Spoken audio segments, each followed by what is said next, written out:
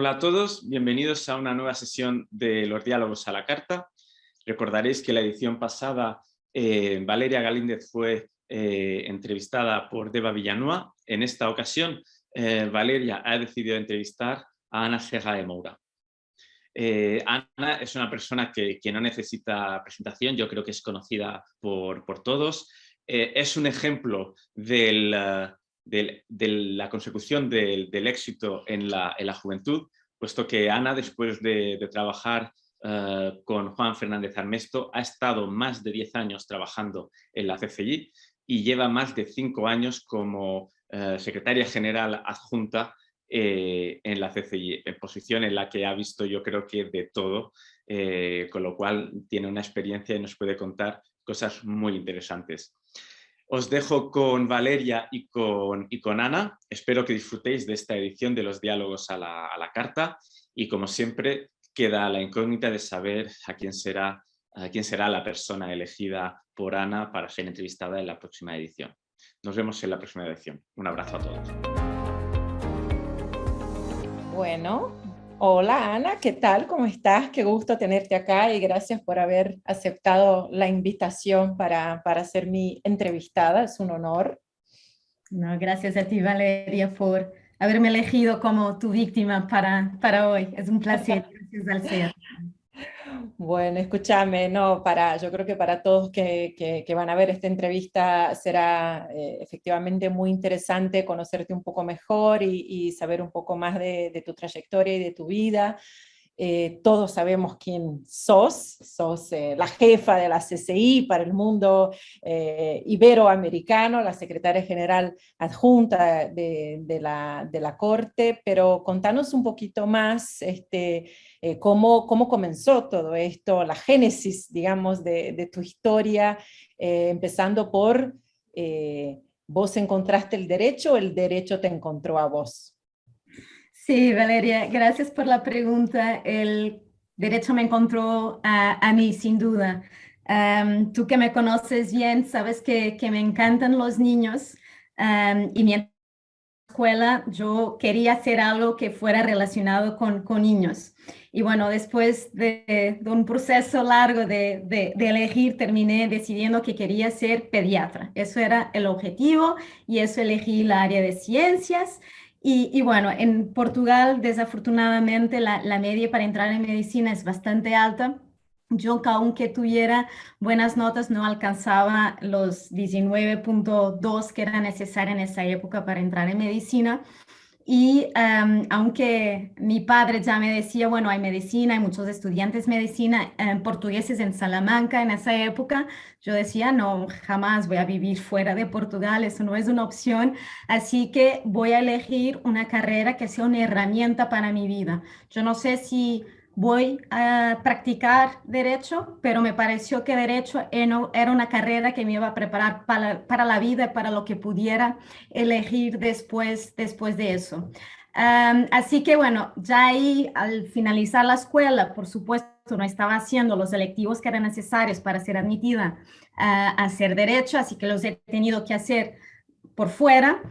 Mis profesores decían que era una locura, que no iba a aprobar, que los demás estaban estudiando eso hace un año, que yo no iba a lograr así de último minuto hacerlo, pero bueno, lo logré hacer, entré en Derecho, elegí la facultad que quise elegir y la verdad es que me gustó mucho más de lo que había pensado. No fue solo, aunque siempre he tenido un interés más grande quizás por la área empresarial, por derecho corporativo y por ahí fui un poco haciendo la carrera, pero me gustó muchísimo más de lo que había pensado, así que decidí seguir ejerciendo derecho.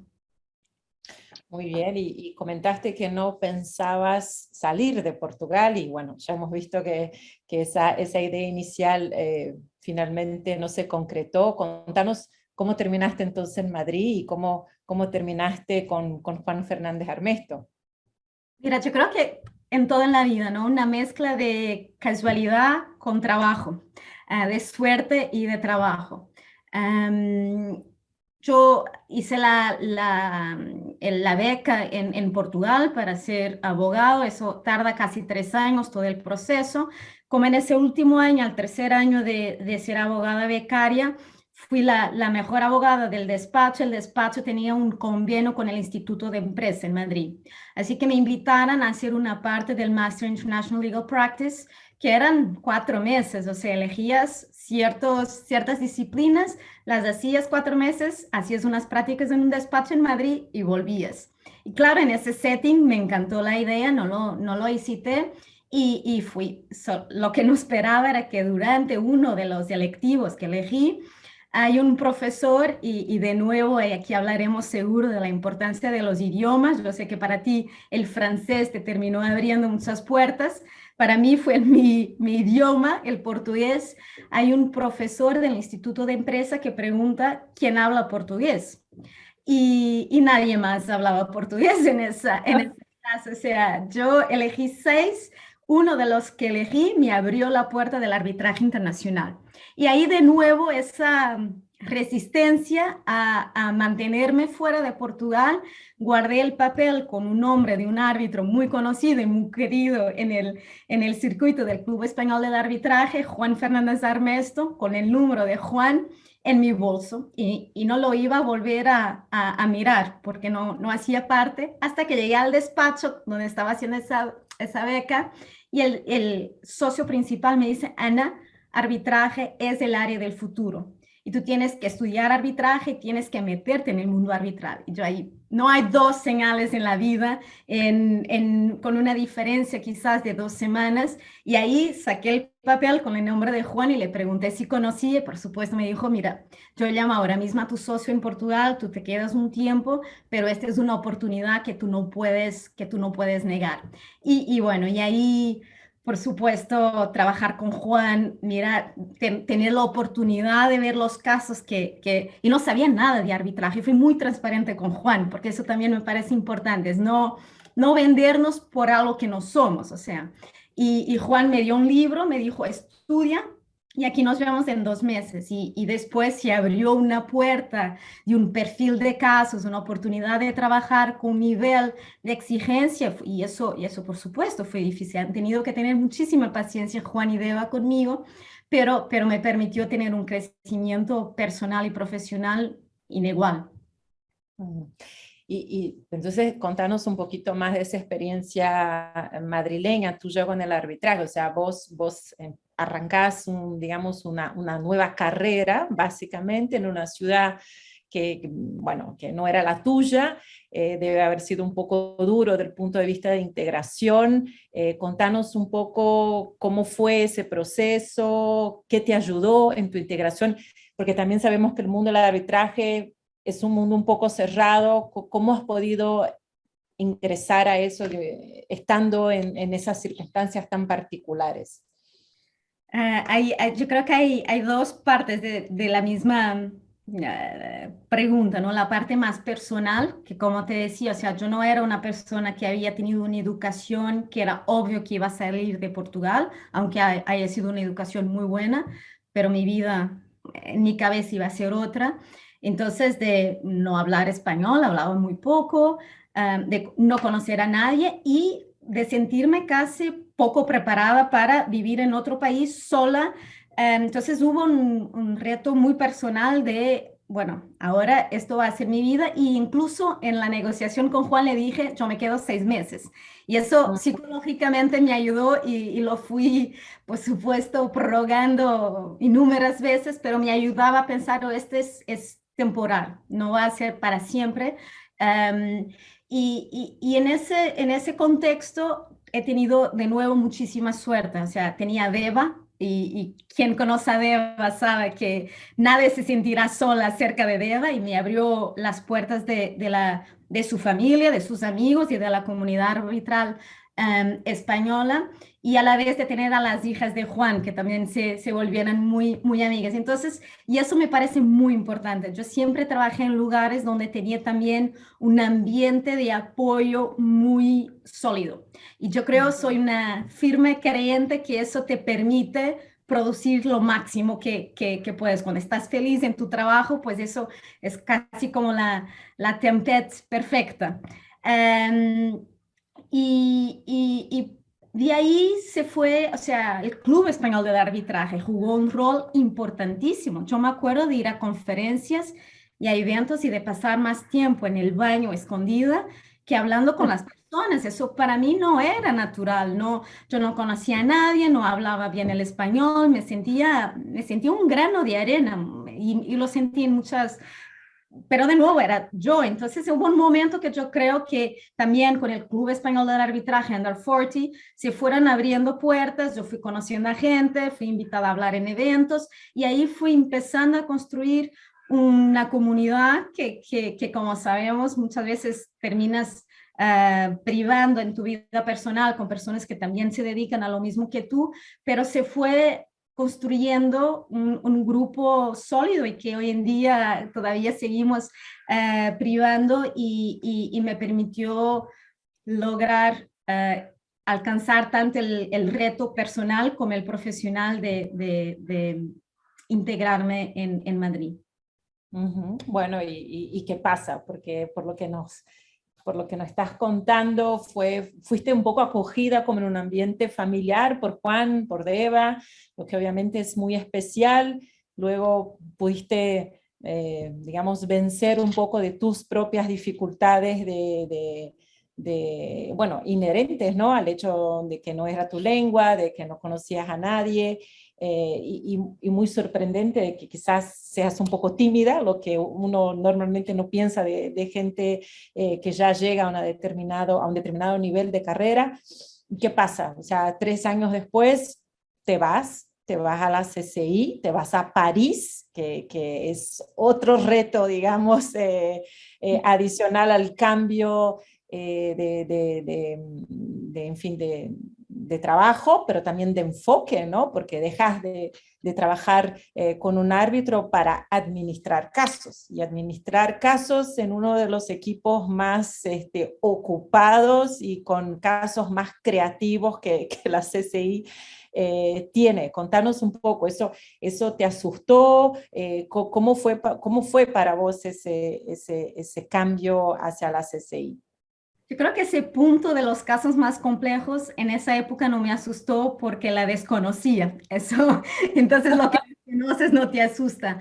Por supuesto, de nuevo, o sea, y yo sabía que mi pasaje por el despacho de Juan era, de nuevo, era temporal. No, nunca lo vi como aquí me voy a quedar toda mi vida. Sabía que necesitaba tener otras experiencias del punto de vista sea de institución, sea de irme a un despacho, sea incluso de hacer un LLM. Empecé en muchas posibilidades. Y de nuevo, un poco que la posibilidad vino a mi encuentro. Y era lo que más me costó de nuevo es, bueno, ahora que ya hablo el español, que ya estoy integrada, a reempezar todo y empezaría para lo que mucho sería, no sería una promoción, o sea, irme a la CCI como consejera adjunta no era necesariamente una promoción, ni siquiera en términos financieros, era muy obvio. Y me acuerdo de mi padre decirme, tú sabes que mi padre fue una persona muy importante en mi vida personal y profesional, decirme cuando empecé a cuestionarme, decir, estás en el medio del puente, esto ahora no tienes otro camino, es seguir adelante y te volverás a integrar como te integraste en Madrid.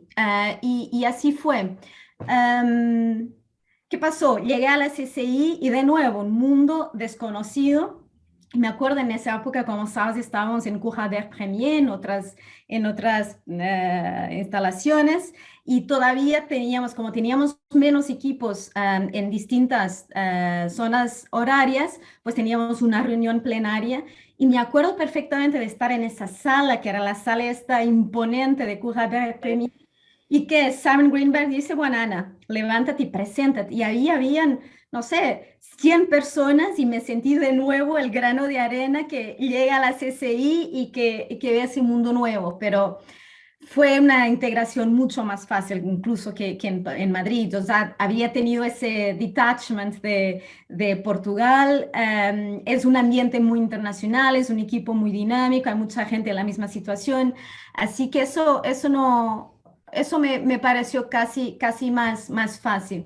Después el trabajo en el equipo, efectivamente, uno nunca se imagina que viene una organización francesa, trabajar 12 horas al día, con la complejidad que esos casos tenían, bueno, en esa fecha y que siguen teniendo hoy en día. Pero también creo que me permitió vivir una fase del desarrollo del arbitraje en América Latina muy interesante. Eso creo que también me interesó mucho del punto de vista profesional. Sí, sí, claramente vos estabas ahí cuando fue, digamos, el gran boom de Latinoamérica. Y lo viviste de forma muy intensa, sin lugar a duda, porque yo me acuerdo, y yo creo que nos conocimos más o menos a esa altura. Vos te quedaste un par de años como consejera adjunta, pero luego eh, ascendiste a consejera del equipo IK1, es IK1, ¿no? Sí, IK1 de la CCI. Y lo que no era una elección obvia, considerando que tradicionalmente eran hispanoparlantes los consejeros de ese equipo. Vos sos portuguesa, el español no es tu lengua materna, aunque obviamente lo hablas mejor que muchos hispanos parlantes. ¿Y cómo fue eso? ¿Eso te asustó? ¿Eso vos crees que de cierta forma puede haber jugado en contra en algún momento en ese proceso? Contanos un poco, ¿y por qué pensaste vos también en ponerte en eso? Porque supongo que eso fue un proceso también dentro de la CCI. Contanos un poquito cómo eso funcionó. Sí, mira, yo llevaba 2 años en la CCI. Hubo cambios que fueron cambios internos, la promoción de José Ricardo, la promoción de Cristian Albanesi, así que había esa vacante en el equipo. Y esto, la pregunta casi también me hace hablar, pensar en estos temas de diversidad, cuántas veces nos sentimos de alguna forma discriminadas. Yo debo decir que creo que soy una privilegiada probablemente por mucho que fue hecho antes de que yo llegara acá, y nunca, en ningún momento me sentí discriminada por ser mujer o por ser joven o por ser portuguesa. Pero de nuevo, muchas veces nosotros nos imponemos limitaciones que creemos que pueden jugar en contra de nosotros. Y sí, yo lo pensé mucho, incluso cuando entré en la CCI, había habido una oportunidad 2 meses antes que finalmente habían elegido a Gustavo Schaeffer, que era brasileño. Entonces yo sabía que Brasil era y es todavía más hoy en día, que Brasil dobló el número de partes, número de árbitros y todo. Un país muy importante para la CCI y que teníamos que tener un consejero adjunto brasileño. Por supuesto, cuando surge la oportunidad y hay varias candidaturas de esa posición, varias postulaciones, yo me pregunto, es obvio tener una consejera portuguesa de un país con 10 millones de personas que ni siquiera eso fue hace 8 años, ni siquiera tiene mucho arbitraje internacional y eso pensé que sí, que pudiera jugar en contra, pero bueno, afortunadamente para nada y no sé, dime tú, tú sabrás mejor que yo. Tampoco creo que haya habido una reacción de la comunidad arbitral latinoamericana de demasiada sorpresa. Y eso de nuevo va quizás a la forma como trabajas, a mérito, a también hacer un esfuerzo y tener la humildad de saber que no eres latinoamericana y que tienes que estar abierta también para entender las diferencias culturales que pueden haber. Bien, no, te puedo decir que por lo menos por parte de los latinoamericanos no creo que haya sido una sorpresa la elección. Pero bueno, yo soy biased, entonces, no sé. Listo. Entonces, ¿cuánto tiempo te quedaste vos en la función de consejera del equipo? 4 años, creo, 4. 4 años, ahí básicamente ayudas digamos, a organizar ese equipo que pasa a tener un volumen enorme de casos y como vos dijiste, en especial los casos en portugués fueron los que más crecieron durante tu periodo. Eso fue, no sé si fue una feliz coincidencia para vos también, de cierto modo, ¿no? Y me acuerdo también que llegaste a considerar venirte a Brasil cuando se estaba armando el escritorio que finalmente la CCI abrió aquí en San Paulo. Y luego, como creo que como ya el tercer gran cambio de tu carrera, no venís a Brasil para pena de nosotros brasileños, que para los que nos están escuchando, Ana, yo creo que es las portuguesas más amadas de Brasil, y luego te quedás en París y ascendés a la posición que tenés hoy. Contanos un poco qué cambió para vos y qué es lo que a vos, obviamente, más responsabilidad y todo eso nosotros sabemos, pero desde el punto de vista de dinámica, qué es lo que cambia, qué fue para vos el gran reto y qué es lo que extrañas más con relación a la posición anterior. Mira, como bien decías, yo ya había sido una consejera un poco híbrida porque ya había tenido la oportunidad de liderar a pedido de Alexis Moore la apertura de nuestro despacho en Brasil. Entonces, ya ahí había empezado a tener un rol de participación en proyectos estratégicos del despacho del presidente de la Corte que me permitió quizás después tener esta oportunidad. Y hay muchas cosas que me gustan mucho de este rol, o sea, es un rol con participación en la estrategia, en la definición de la estrategia de la Corte de Arbitraje, en directo contacto con la presidenta de la Corte y el secretario general, y esa parte me gusta mucho, y después de eso ya abrimos muchos más despachos. Es un momento de muchos cambios para la Corte. Como sabes, Alexis hizo muchos cambios al reglamento. Ahora tenemos otros proyectos que van a llevarnos al centenario de la Corte el próximo año, de expansión regional, y estar directamente implicada me gusta mucho. Me gusta mucho la parte de manejar el equipo de la Secretaría, que es un equipo que es tan internacional y tan dinámico, y también me gusta también tener una visión mucho más global de la que tenía, aunque yo tengo una dificultad en dejar América Latina y sigo muy implicada en esa región. La verdad es que hoy en día me permitió conocer los árbitros, los usuarios, las realidades de todas las regiones del mundo, y sería una oportunidad que yo no tenía en el equipo. Lo que echo de menos, y bueno, también prefiero esta vista que el equipo y cada uno estaba al otro lado con vista para la calle, que hoy, desafortunadamente hoy el día está gris, así que no es tan bonita la vista. Estas son las ventajas de ser jefe, ¿no? Por lo menos la vista. Pero lo que echo de menos, o sea, echo de menos bastante la adrenalina de estar ahí en la primera línea del combate, y eso de los 240 casos, de estar en directo contacto contigo, con ustedes, con los árbitros, con las partes, y eso, por supuesto, cuando estaba ahí no tenía la capacidad de decir que jamás iría a echar de menos eso, pero hoy sí tengo el tiempo de leer sentencias arbitrales sabes, de tener esa disponibilidad. Hoy en día es un poco vista helicóptero, y me da un poco de pena ese contacto menos directo con los casos y con la parte sustantiva de los casos. Y decinos, bueno, entonces ahora que digamos ya estás, ¿hace cuánto tiempo ya estás en esta posición? Hasta 5 años. 5 años ya. Entonces 5 años que llevas siendo la secretaria general adjunta, y ahora que hemos hecho un poco el retrospecto de tu carrera, viendo todo dónde llegaste, y seguro irás más lejos aún, contanos un poquito qué es lo que a vos te parece, y yo creo que esa es una curiosidad que muchos tienen, qué consejos para una nueva generación que está comenzando el arbitraje, qué te parece que esta nueva generación tiene que hacer, y en todos los sentidos, no solo en el sentido de conseguir su primer caso, que yo creo que es siempre una pregunta que todos nos hacemos, pero en el sentido también de tratar de salvar, para algunos más pesimistas, o mantener el arbitraje en el nivel en que está hoy.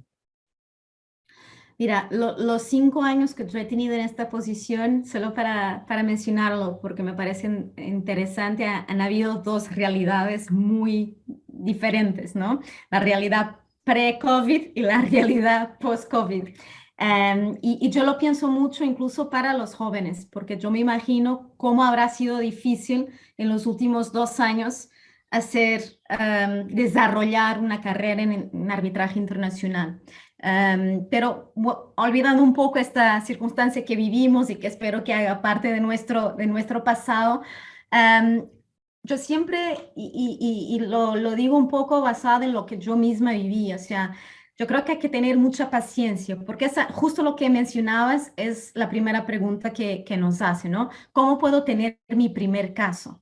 Y yo me pregunto muchas veces, o sea, eso debe ser el objetivo final, pero es lo que tienes que hacer hasta que alguien confíe en ti para darte un caso, porque tener un caso, y tú sabrás mejor que nadie, la responsabilidad que es y la experiencia, la presión que es tener que decidir una disputa. Y muchas veces pensamos, bueno, pero una disputa pequeña, poco relevante. No, para las partes, todas las disputas son muy relevantes y no por ser de pequeño monto en disputa va a ser más sencilla. Muchas veces incluso lo contrario, vas a tener una parte que no participa o vas a tener... Entonces, hay que estar preparado en ese... Para mí es un camino y por lo menos yo nunca hice nada pensando en cuándo me van a reconocer, cuándo me van a promover. Y eso es lo que veo hoy en día, es mucho eso, es hacer las cosas y muchas veces hay una vacancia, hay un cambio dramático de comportamiento de la persona. O sea, hay que ser consistente en lo que hacemos.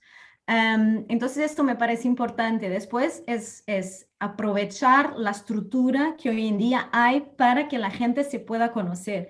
Y muchas veces, y eso lo leí en estas mentorships de Vasani, que decía, si vamos a una conferencia, de verdad vamos a estar jóvenes, vamos a estar buscando las stars que están en la conferencia. ¿Tiene sentido eso? ¿Esas son las personas con tiempo y disponibilidad para nosotros? No, probablemente no. Lo que tenemos es que intentar encontrarnos nuestros peers, los que están en la misma etapa que nosotros, que son los que nos van a ayudar a construir una red de contacto. Y con eso no digo que, porque ahora ya estamos en otra etapa, no estamos disponibles. Yo creo que tanto tú como yo intentamos hacer ese mentorship informal muchas veces y me parece que hace parte de lo que debemos hacer. Pero me parece que en estos ambientes un poco más inhóspitos muchas veces se gana más de intentar crear esa red de contactos con las personas que están en la misma etapa que nosotros. Hoy en día tengo el placer de ser co-chair de IAF. Hay muchísimas oportunidades que se crean para eso, la formación, por supuesto, intentar siempre aprender y ir creando una red de contactos que mañana nos hace parte de la comunidad arbitral y que nos va también a traer seguramente oportunidades de hablar en conferencias, de tener el primer nombramiento, de representar a una parte en arbitraje. Bien, bueno, seguro que están tomando nota de lo que tienen que hacer. Y contanos un poco, porque bueno, claro, vos dijiste, vos tenés la oportunidad hoy de estar en varias cuestiones estratégicas de la CCI, vos tenés la oportunidad, y yo creo que es importante para quien nos está viendo que sepa esa distinción de lo que ya no es más tu función de administrar los casos, o estás, digamos, en un micromanaging y no más en el micromanagement, pero claro, eso también te da a vos la posibilidad de tener una visión, como vos dijiste, global y efectivamente internacional del arbitraje. Bueno, estás más enfocada solo en Latinoamérica o en Iberoamérica, que seguro que es la región con la cual vos te sentís más a gusto, pero ves también todo el escenario del arbitraje en todo el mundo, y esa es la ventaja de estar en una institución como la CCI. Y ves también cómo están los cambios de generación, en fin, todo lo que está pasando en términos de movimentación. ¿Cómo ves vos el futuro del arbitraje? Los próximos 100 años. Mira, o sea, es como decían, yo creo que si miro los últimos 10 años, fue increíble el desarrollo y por supuesto deberíamos volver igual 20 años para de verdad ver el desarrollo que hoy en día estamos viviendo. En términos de actualización de las leyes de arbitraje, de jurisprudencia, hay decisiones muy buenas hoy en día y había decisiones muy malas hace 10 años. Y por supuesto, malas decisiones siempre van a haber, pero que no sea la mayoría. Y eso me da mucho gusto ver ese desarrollo que es tan importante, porque es la base de lo que hacemos. Es que si tú emites una súper buena sentencia y después pues, es anulada por un motivo que no debería caber, pues es un problema. Y eso creo que vemos menos y menos en América Latina. A mí siempre me hacen bromas internamente porque cualquier situación que yo veo en África, en Asia, en América del Norte, yo siempre voy a buscar un ejemplo de América Latina. Y yo creo que de verdad fue una escuela tan importante y sigue siendo que casi todo lo que vivimos ahí estos 10 años nos permite usar la experiencia. Entonces yo creo que, y eso lo uso mucho para África lusófona, yo veo mucho potencial y muchas veces miro a Brasil y intento traer la experiencia para ayudar un poco al desarrollo en los países de África lusófona. Creo que tenemos muchísimo que aprender. Así, todo esto para decir que yo creo que fue una década dorada y yo creo y espero que lo que vamos a vivir, y hay dolores de crecimiento, eso hay que reconocer en algunos países. Tampoco me gusta hablar de una realidad latinoamericana porque yo no sé si tenemos una realidad latinoamericana, yo creo que tenemos una mezcla de realidades muy distintas que hay que también reconocer las diferencias de cada país, pero bueno, asumiendo que, y es verdad que casi todos los países se desarrollaron mucho en términos de arbitraje, que ahora vamos a entrar en una fase de consolidación, pero que nos cabe a nosotros todos, a las instituciones, y yo quiero y espero que la CCI siga jugando un rol tan importante en el desarrollo del arbitraje en América Latina, y a los árbitros y a los abogados, a todos, nos cabe defender la legitimidad del arbitraje como un mecanismo eficiente de resolución de disputas. Entonces, creo que en esta fase de consolidación hay que estar atento a esos dolores de crecimiento y hay que intentar, junto de los usuarios, de los que eligen arbitraje, de los jueces, mantener la legitimidad del instituto. Bien.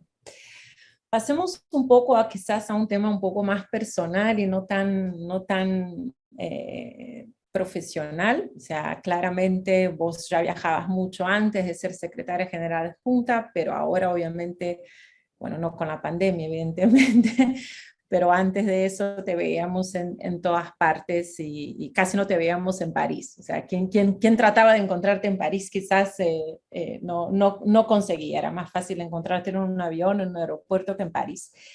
¿Cómo eso afecta tu vida personal?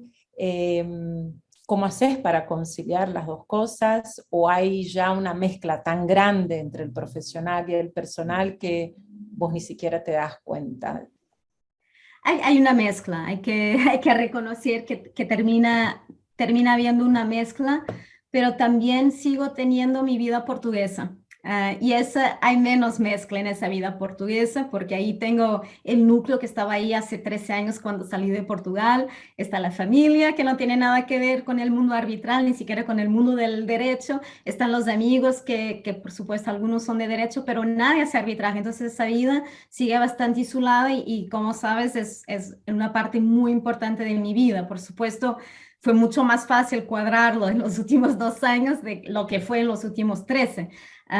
Quizás haya sido la única ventaja es que pasé 4 meses en Portugal. Eso no pasaba desde que tenía, no sé, desde que salí de Portugal, que no pasaba tanto tiempo seguido en Portugal. Entonces, esa parte de la vida dentro de lo que puedo hacer y con los viajes regresando cada vez va a ser menos, pero intento mantenerlo intocado y casi sagrado, o sea que no matter what, voy a tener que encontrar 3 o 4 días a cada 2 meses para ir, porque eso es muy importante yo creo, para mi estabilidad también emocional.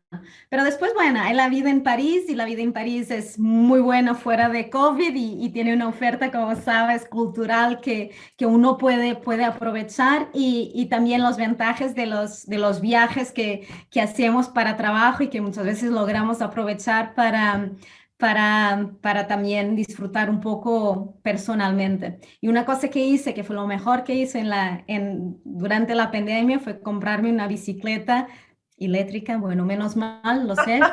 No tan fitness. Pero yo voy y vuelvo al despacho todos los días en bicicleta y eso también te cambia la imagen que tienes de París. Bien, bien, bien. Bueno, ya tenemos que lamentablemente terminar nuestra conversación, pero no quisiera terminarla sin saber un poco más del futuro. ¿Cuáles son tus proyectos? ¿Qué es lo que vos considerás que te gustaría todavía hacer en la CCI, o los proyectos que tienes pendientes en la CCI y que se tienen que concretar en los próximos años? Contanos un poco qué ves vos para el futuro. Mira, como te comentaba, el próximo año es la celebración del centenario de la Corte, así que será un año importante para nosotros, tal como será un año importante para ti como Senior Chair de la IBA, Arbitration Commission, así que ahí estaremos celebrando, pero habrá muchos proyectos que estamos desarrollando en ese contexto. Lo siento. Lo que a mí personalmente me frustra y me parece, si me hubieras preguntado, que amablemente no me preguntaste que has hecho mal, o no es que has hecho mal, pero que si hay algo que hubiera podido hacer mejor, es que cuando tomé la posición de secretario general adjunto, tenía ya en esa época el proyecto de tener una plataforma digital para la Corte. Y 4 años después, desafortunadamente y por muchas razones, no la tenemos todavía. Y ahora hay un cambio en ese proyecto importante de recursos internos, humanos y financieros, que creo que finalmente sí nos van a permitir sacar ese proyecto adelante en mucho mejores condiciones, lo que nos va a permitir también tener una interacción con nuestros utilizadores bastante distinta y bastante más cercana. Y es un proyecto que yo no quiero dejar la Corte sin haber logrado alcanzarlo, pero después de ser parte de todo lo que va a significar 100 años de la Corte, de mirar hacia atrás y celebrar el futuro, también me parece que va a ser una experiencia interesante. Y para terminar, yo me orgullo muchísimo del desarrollo del arbitraje en América Latina y no creo que vaya a tener tiempo de ver lo mismo en África lusófona, como mencionaba antes, pero me gustaría hacer más por África lusófona. Y ahora que tenemos una directora regional que tiene todo el continente, es mucho para ella, pero quería ayudarle a hacer ese proyecto. Genial, bueno, creo que entonces tenés todavía muchísimo que hacer y obviamente creo que estamos todos confiantes de que vas a lograrlo. Ana, mira, muchísimas gracias por tu tiempo y muchísimas gracias por haber aceptado la invitación para ser mi entrevistada. Ahora te tocará a vos elegir una víctima. A ti, Valeria, a ti y al Club Español del Arbitraje. Muchísimas gracias. Gracias, que estés bien.